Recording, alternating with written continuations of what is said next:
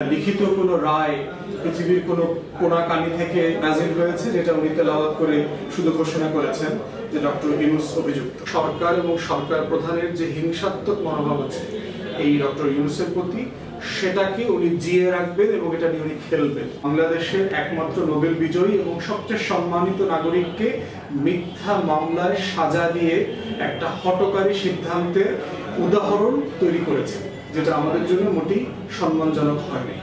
বিশ্ব তো already condemn করেছে। আমরা সারা পৃথিবীতে দেখলাম গতকালকে আল জাজিরা, বিবিসি, তারপরে হচ্ছে আপনার গার্ডিয়ানের লেখা পড়লাম।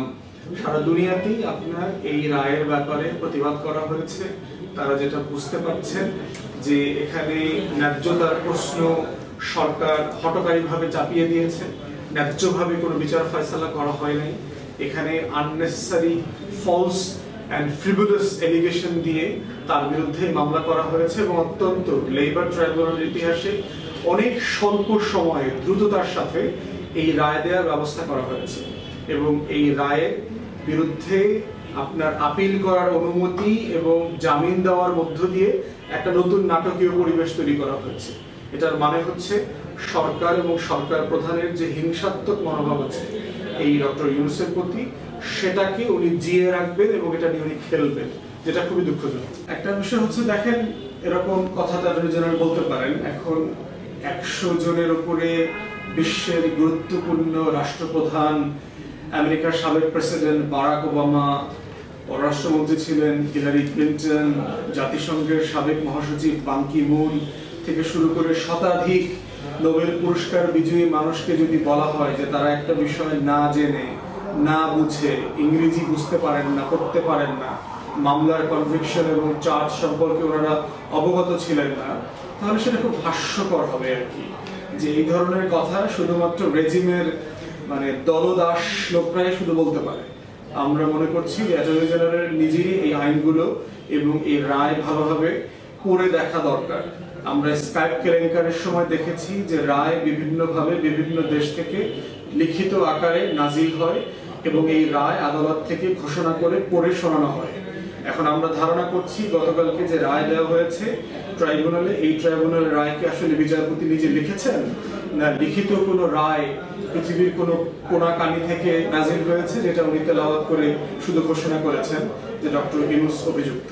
আমাদের কাছে মনে হয়েছে যে হেনস্থার যে একটা চলমানতা আছে এইটা এবং পশ্চিমা বিশ্বের রিপিটেড যে অনুরোধ এবং সংলাপ করবার যে জায়গা, সুষ্ঠু নির্বাচন করবার জন্য বারবার যে তাগাদা দেয়া, সেটা তারা করছে না। না করে সম্পর্কের যে হানি ঘটেছে এবং আসন্ন নির্বাচন পরবর্তী যে আরো স্যাংশনের যে সম্ভাবনা তৈরি হয়েছে, এইসব জায়গা থেকে হাসিনা সরকার একটা বার্তা দুনিয়াকে দিতে চাচ্ছে যে আমি কারোর সাথে সংলাপ করব না, আমি কারো থ্রেট অথবা কারো অনুরোধকে আমি তোয়াক্কা করি না।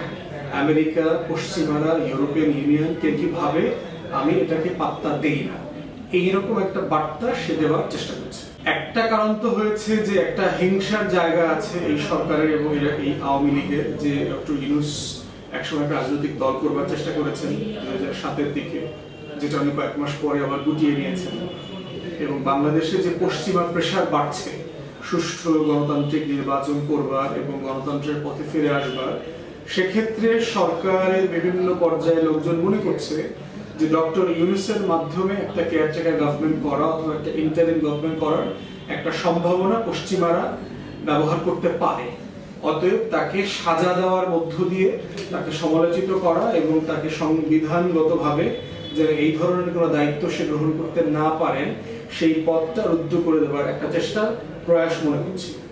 আর একটা বিষয় হচ্ছে যে আওয়ামী লীগ সরকার যে কাল্ট পলিটিক্স শুরু করেছে, ব্যক্তি পূজার এবং পরিবার পূজার যে রাজনীতি তারা শুরু করেছে, এই রাজনীতির বৈশিষ্ট্যই হচ্ছে যে বাংলাদেশের অন্য কোনো নাগরিক আমার থেকে, আমার পরিবার থেকে, আমার বাবার থেকে গুরুত্বপূর্ণ, বিখ্যাত হতে পারবে না। এটা একটা ডিজিজ, এটা একটা মানসিক রোগ। এটাকে মনোবিজ্ঞানের ভাষায় হিউব্রিস সিনড্রোম বলে। পৃথিবীতে বহু রাজনীতিবিদ এই সিনড্রোম দ্বারা আক্রান্ত।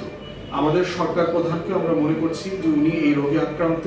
এর পাশাপাশি হচ্ছে নার্সিসিস্ট এবং সাইকোপ্যাথিক অনেক ডিসঅর্ডারও এই আওয়ামী লীগের নেতাদের মধ্যে আমরা দেখতে পাচ্ছি। অতএব এই দুইটাই হচ্ছে মোটা দাগে কারণ যে ডক্টর ইউনূসের মতো একটা সম্মানিত মানুষকে হেনস্থা করবেন। তার সাথে দ্বিমত থাকতে পারে, তার মাইক্রো ফাইন্যান্স নিয়ে আপনার দ্বিমত থাকতে পারে, এত বেশি পরিমাণে সুদ নিয়ে দারিদ্রতা দূরীকরণ করা যায় কিনা সেই বিষয়ে বিতর্ক থাকতে পারে, কিন্তু এর মানে না যে একটা আইনকে যাচ্ছে তাই ব্যবহার করে একটা দেওয়ানি অপরাধ, একটা শ্রম অপরাধকে একটা ফৌজদারি অপরাধে কনভার্ট করে, রূপান্তর করে তারপরে শাস্তির দিকে গেছে, যেটা খুবই দুঃখজনক। এবি পার্টি একমাত্র রাজনৈতিক দল যারা ফেস্টুন নিয়ে আদালতের সামনে দাঁড়িয়েছে এবং আমরা প্রতিবাদ করেছি। আমরা এই বিচারিক হয়রানির নিন্দা জানিয়েছি, আমরা দুনিয়াকে বলেছি এবং বাংলাদেশের মানুষকে জানিয়েছি, ডক্টর ইউনূসকে জানিয়েছি যে আপনি একা নন, আমরা আপনার সাথে আছি। আপনি আমাদের দেশের জন্য গর্ব এবং সম্মানের ব্যাপার। আপনার সম্মান ক্ষুণ্ণ হওয়া মানে বাংলাদেশী হিসাবে, নাগরিক হিসাবে আমাদের সম্মান ক্ষুণ্ণ হওয়া, এবং আমরা পাশে থাকবো। আপনার প্রতি যে কোনো অবিচার যদি হয় সেটার যে নিন্দা এবং প্রতিবাদ আমরা করে যাব, আমরা করে যাচ্ছি এবং আগেও সকল হয়রানির প্রতিবাদ আমরা করেছি।